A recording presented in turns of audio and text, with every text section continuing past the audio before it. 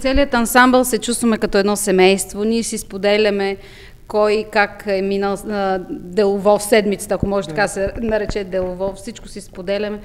И тези 3-4 часа, които ги в неделния след обяд прекарваме, така да се каже, в църквата Свети Иван Рилски, това е такъв релакс за душата, чуването на музиката, ритъма и заиграването, и това дете Стефани как играе покрай нас. Има и други деца, на всичките колежки децата почти идват и играят около нас. Това е страшно релаксиращо и зареждащо.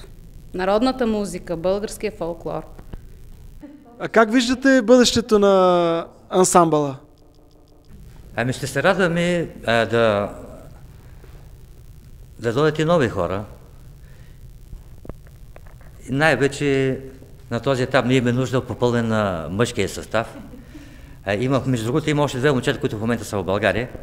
И да се надяваме от есента, има и други, които имат желание, да се увеличи мъжкия танцов състав, в смисъл мъжката част от танцовия състав, за да може наистина да се правят неща, които ще подействат много повече, колкото, да кажем, само една дамска група.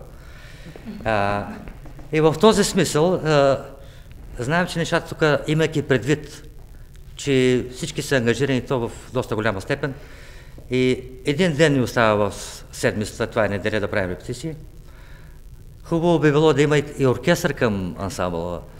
И това е наше стремеж, да кажем, нашето желание.